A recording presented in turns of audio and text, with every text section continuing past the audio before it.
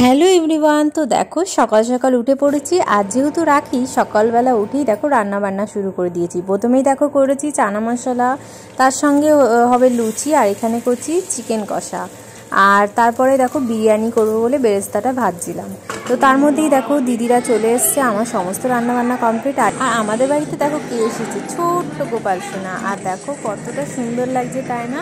তো এই প্রথম গোপাল আমাদের বাড়িতে আসলো। দেখো সিংহাসনে বসিয়ে আমি এখানে দেখো পুজো দেব। তার জন্য গোপালকে দেখো, গোপালের জন্য নিয়ে এসেছিলাম লাড্ডু, যেহেতু গোপাল লাড্ডু খেতে খুবই ভালোবাসে। তারপর দেখো আমি গোপালকে এখানে একটু পুজো দিয়ে নিচ্ছি। এরপর দেখো গোপাল এখানে রাখি করতে বসে পড়েছে। আর গোপালের জন্য দেখো আমি এই যে সুন্দর একটা ময়ূর রাখি নিয়ে এসেছিলাম। সেখানে মাম্মাম দেখো গোপালকে প্রথমে ফোঁটা দিয়ে এবার গোপালকে রাখি পরাবে। ও যেহেতু পরাতে পারবে না, ও জাস্ট ছুঁয়ে দিচ্ছে। তারপর আমি গোপালের হাতে দেখো রাখিটা বেঁধে দিলাম।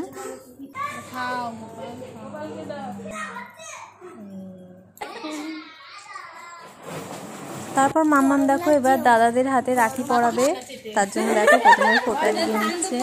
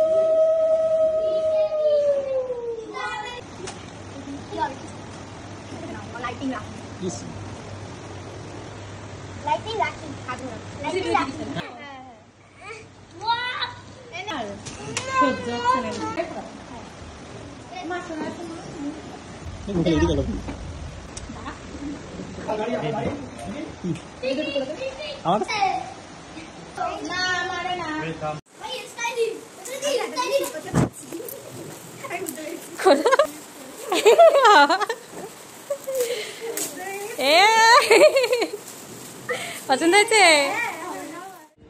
কি করছিস?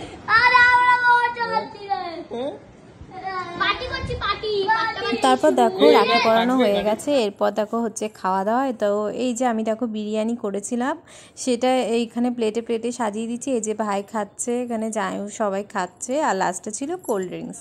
তারপর দেখো কিছুক্ষণ বসে গল্প টল্প করলাম। তারপর দিদিরা দেখো এখন বাড়ি চলে যাচ্ছে বিকেলবেলা।